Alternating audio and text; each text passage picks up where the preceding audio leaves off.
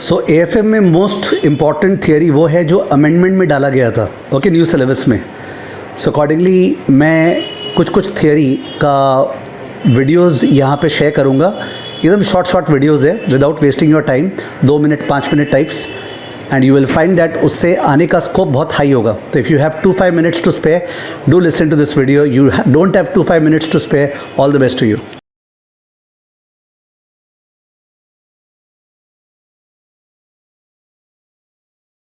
Okay, so now we are entering into the derivatives chapter कि उसके अंदर क्या एक्स्ट्रा इंस्टीट्यूट ने इंक्लूड किया है, बहुत इंपॉर्टेंट है. तो लुक एट दिस चार्ट. इसमें एग्जॉटिक ऑप्शंस नया है, और वो एग्जॉटिक ऑप्शंस तो मैंने क्लास पे करवा ही दिया. मैंने थियरी वाइज भी समझाया था, उसके अलावा एक्सेल भी दिया था ऑप्शनल, ठीक है ना. तो covered in practical class.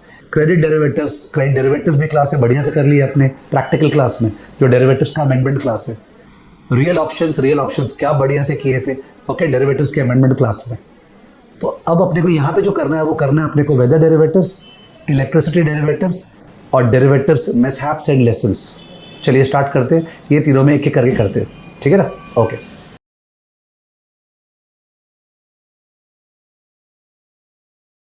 Okay, so we are discussing a short note on weather derivatives. Weather derivatives, yes you heard it right, मौसम के ऊपर डेरिवेटिव्स. ना मैंने तो हमेशा डिफाइन किया है कि derivative is an instrument designed for betting. तो अपने शेयर प्राइस पे बेट करते हैं, इंटरेस्ट रेट पे बेट करते हैं, कमोडिटी पे बेट करते हैं, करेंसी पे बेट करते हैं.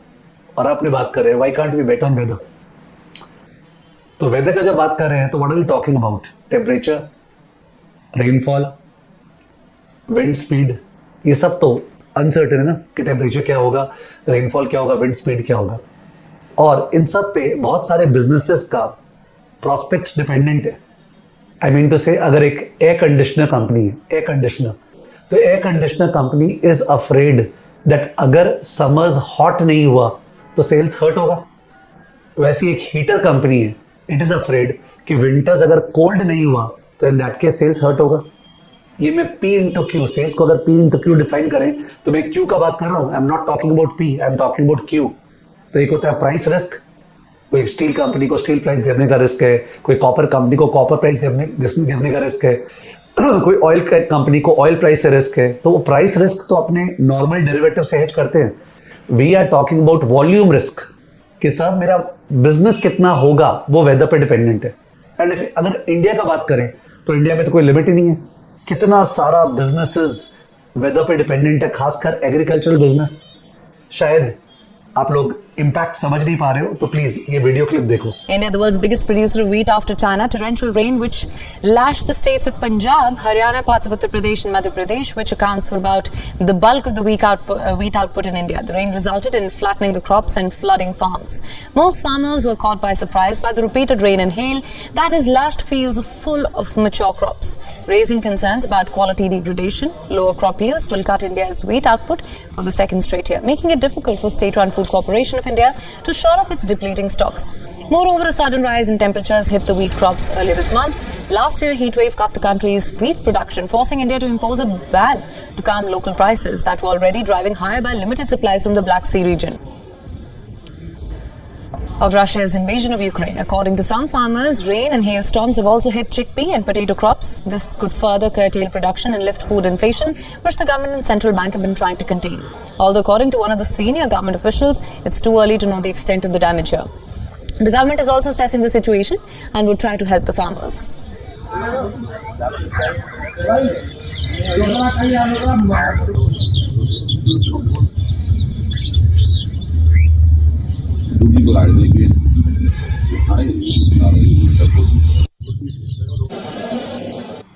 So you saw this report.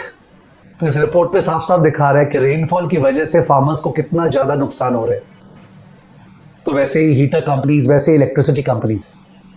तो therefore we need the financial markets to provide us with some instrument जो वेदर से अपने को बचा सके, हेज कर सके. किसी और का मन है तो स्पेकुलेट भी कर सकता है, बिकॉज डेरिवेटिव तो रिस्क ट्रांसफर मैकेनिज्म है ना.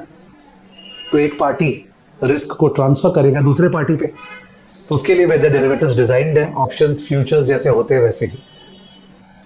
तो अगर इसमें थियरी आता है वेदर डेरिवेटिव्स पे, आपको बहुत आसान है लिखना. You just have to explain that weather derivatives are derivatives on weather.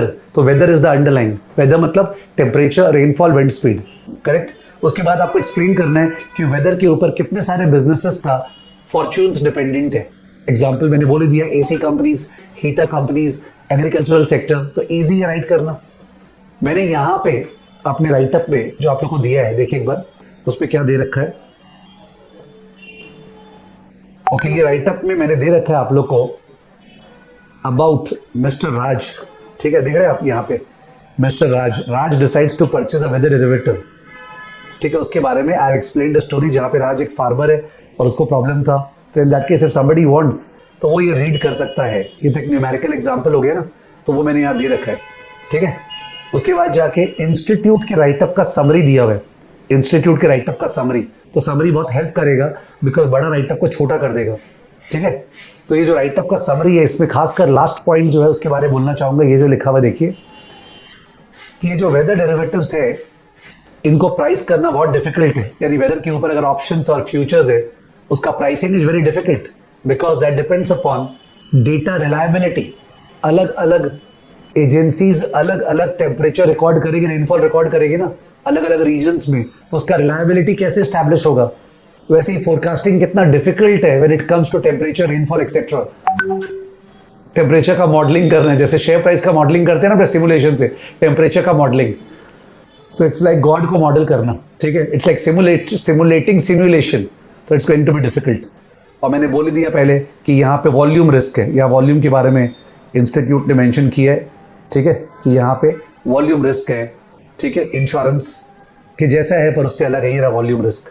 तो आपको ये पॉइंट्स प्रिपेयर करने पड़ेंगे. बट सबसे बेस्ट पार्ट है ना, इट्स इम्पॉसिबल दैट एक स्टूडेंट बोलेगा सर वेदर डेरिवेटिव पे क्या लिख के आए. राम कहानी लिखो टेम्परेचर के बारे में, हीटर कंपनी, एसी कंपनीज, और क्या बोलते हैं ये तुम्हारा रेनफॉल के बारे में, और उसके बाद जाके बता दो वेदर डेरिवेटिव्स है बचाने के लिए, और बता दो उसका प्राइसिंग बहुत डिफिकल्ट है. वॉल्यूम रिस्क वर्ड याद रहे तो बहुत बढ़िया रहेगा.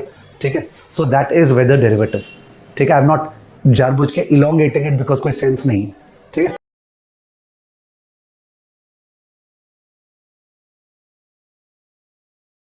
So what an exciting topic, electricity derivatives.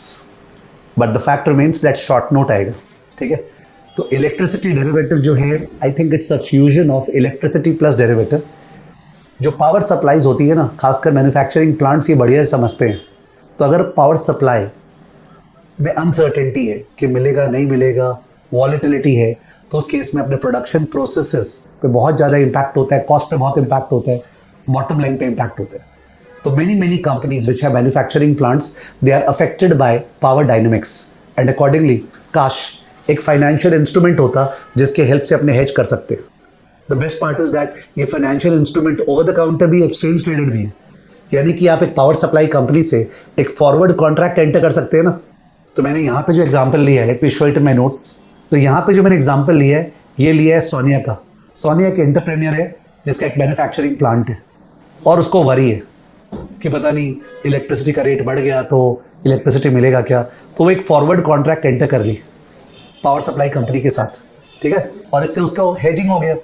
वो चाहती तो फ्यूचर्स कर सकती थी एक्सचेंज के साथ. तो फ्यूचर्स में आपको तो पता ही है उसमें मार्केट कंसेंसस है, ट्रांसपेरेंसी है, पर फॉरवर्ड में कस्टमाइजेशन है. और अगर सोनिया को बहुत सालों तक कॉन्ट्रैक्ट करना है, 2-3-4 साल का कंटिन्यूअस कॉन्ट्रैक्ट करना है, तो स्वैप्स हो गया. स्वैप का तो मतलब पता है ना, it's a portfolio of forward contracts. तो 3-3 महीना 6-6 महीना fix to floating, floating to fix swap. तो that is what electricity derivative is. तो मैंने यहाँ पे पहले अपने लैंग्वेज में एक एग्जाम्पल देके समझा दिया चीज़ों को, उसके बाद ICI के राइटअप का समरी दे दिया. तो it's very easy for you to prepare. आपको पावर प्लांट का एग्जांपल लेके और समझाना है. ये जो ICI में पॉइंट्स है ना, point number 1 unpredictable power dynamics, hedging, electric volatility, ये पॉइंट्स आपको मेन ध्यान रखने पड़ेंगे. ICI का मेन राइटअप भी आप बुक से देख सकते हो, उसका QR कोड दिया हुआ है, बुक पे जाके you can refer. I am not devoting too much time because easy stuff है. Let's move ahead. ठीक है, तो that was electricity derivatives. Okay, thank you.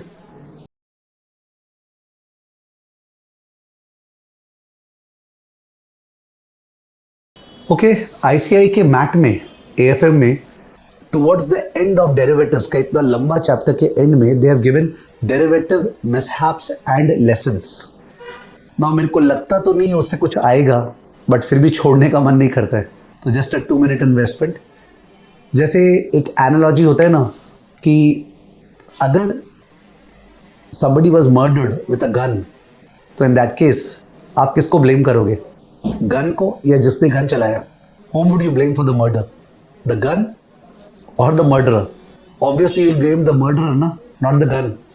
One cannot say that gun नहीं होता तो ये होता ही नहीं, अरे गन नहीं होता तो चाकू होता, चाकू भी नहीं होता तो गले से मैंने हाथ से मार देता। द पॉइंट इज दैट ये जो गन का रोल होता है ना, वैसे ही डेरिवेटिव का रोल है। तो डेरिवेटिव एक लेवरेज इंस्ट्रूमेंट है, उससे जब भी डेरिवेटिव को यूज कर रहा है तो बहुत ज्यादा लेवरेज यूज कर रहा है, प्लस कॉम्प्लेक्स इंस्ट्रूमेंट है। तो लेवरेज प्लस कॉम्प्लेक्सिटी, और लेवरेज आपको पता है डबल एजेड सोर्ड है। You invest a small amount, gain a massive exposure. अगर आपके फेवर में क्लिक हो गया तो बहुत मल्टीपल टाइम्स रिटर्न होगा, और आपके अगेंस्ट में चला गया तो आप बैंकरप्ट हो सकते हो। तो history is the proof that derivatives have been as a part of the reason why many companies, many banks, many municipalities have collapsed. Why? Because they used derivative inappropriately. उन्होंने excessive leverage use किया, उन्होंने उसको ढका, transparency नहीं किया, उन्होंने complexity समझा नहीं। ठीक है, तो ऐसे कुछ लेसन्स अपने को दिए हुए हैं, उनसे यही सीखने को मिलता है कि डेरिवेटिव्स को कॉशन से यूज करो, लेवरेज उतना ही लो जितना ले सकते हो, ठीक है, प्लस ट्रांसपेरेंट रखो, और जो प्रोडक्ट नहीं समझते उस पर मत एंटर करो। ठीक है, दे आर द लेसन्स। तो यहाँ पे कुछ मिसहैप्स दिया हुआ है, चलिए आपसे मिसहैप्स शेयर करता हूँ। या तो मिसहैप्स में जो पहला मिसहैप है वो ऑरेंज काउंटी का डिलेमा। अब क्या होता है, स्टोरी सुनने में बहुत मजा आता है, बट स्टोरी ज़्यादा सुनाऊंगा तो टाइम वेस्ट हो जाएगा, तो let me keep it short. Orange county एक म्यूनसिपैलिटी था यूएस में। तो वो जो म्यूनसिपैलिटी था, वो म्यूनसिपैलिटी से स्कूल्स और बहुत सारे काम होते थे ना। वो म्यूनसिपैलिटी का एक पोर्टफोलियो था, और वो पोर्टफोलियो में इस बंदे ने क्या किया, क्या नाम था उसका, सिट्रन। उसने हेवी लेवरेज यूज किया, शॉर्ट टर्म बोरो किया और लॉन्ग टर्म इन्वेस्ट किया। शॉर्ट टर्म बोरो करके long term invest, because yield curve was upward sloping. उसको लगा इंटरेस्ट रेट स्टेबल रहेगा, जैसा एसवीबी ने किया, अभी क्या नाम है ये, सिलिकॉन वैली बैंक। उससे शॉर्ट टर्म बोरो करके लॉन्ग टर्म इन्वेस्ट, तो एसेट लायबिलिटी मिसमैच हो गया ना। तो अकॉर्डिंगली अगर प्रॉब्लम हो जाएगा लिक्विडिटी का तो चुका नहीं पाएगा, उसका बिलियंस ऑफ डॉलर्स का लॉस हुआ, ऑरेंज काउंटी स्वाहा हो गया। मैं और डिटेल में बोल सकता था बट सेंस नहीं है। सेकेंड अपना बेयरिंग्स बैंक कोलैप्स। तो bearings bank I think London based bank था, उस पर ट्रेडर था निक लीजन, जिसको वो लोग जापान में अपॉइंट कर रखा था हेज करने के लिए, और ये निक लीजन हेज करने के बजाय स्पेकुलेशन चालू कर दिया निकेई पे, ओके, निकेई फ्यूचर्स और निकेई ऑप्शंस पे, और प्लस ये डबल बुक्स मेंटेन करता था, मैंने अकाउंटिंग जबलरी, जहां पे जो बोर्ड ऑफ डायरेक्टर्स उनको दिख रहा है वाह निक क्या कर रहा है, जबकि निक डुबा रहा है, और वाह क्या निक कर रहा है। तो ऑपरेशनल रिस्क का इशू बहुत बड़ा इशू था। ठीक है, और उसके अलावा इंस्टीट्यूट ने बोला बैंकर्स ट्रस्ट के बारे में। तो बैंकर्स ट्रस्ट जैसा नाम देख के सबसे पहले नाम क्या ध्यान आता है, ट्रस्ट, कि ये लोग अपने कस्टमर के साथ धोखा नहीं करेगा, और ये लोग वही किया, कस्टमर के साथ धोखा किया, कस्टमर को उल्टा पुल्टा प्रोडक्ट सेल कर दिया।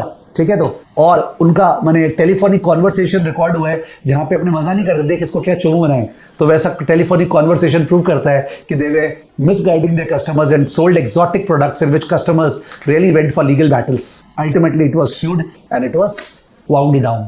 तो ये सब कोलैप्सेस से पता चलता है कि अपने को डेरिवेटिव्स का जो डेंजर्स है उनको डेफिनेटली ध्यान रखना है। There is no sense in trying to use excessive derivatives, complex product, exotic products that you don't understand. ठीक है, तो एक कंपनी को जनरली अपने आप को माने रिस्क, जो ट्रेजरी डिपार्टमेंट है ना, वो कंपनी में प्रॉफिट सेंटर नहीं होना चाहिए, यूजुअली वो एक कॉस्ट सेंटर होना चाहिए। If you make it a profit centre and suppose 2-3 bets treasury manager का हिट हो गया, वो सही बेट ले लिया, तो ही वॉक्स लाइक क्या सांड, कि जैसे उसको तो कोई डिफीट ही नहीं कर सकता है, and nobody is able to question the authority. ऐसा बहुत जगह हुआ है, एवरीबडी इज क्वेश्चनेबल। अगर 1 साल तक मैं ट्रेडिंग किया और लगातार सक्सेस हुआ, that does not mean I am invincible. Problem क्या है, लोग ये मानते ही नहीं है कि इंसान गॉड नहीं है, and people start believing that कुछ इंसान गॉड है। उनको तो पता है कब मार्केट ऊपर जाए कब मार्केट नीचे, ऐसा होता नहीं है। ठीक है, तो be humble, that's the message when we talk about derivatives का लेसन्स क्या लर्न करें। ठीक है, ओके।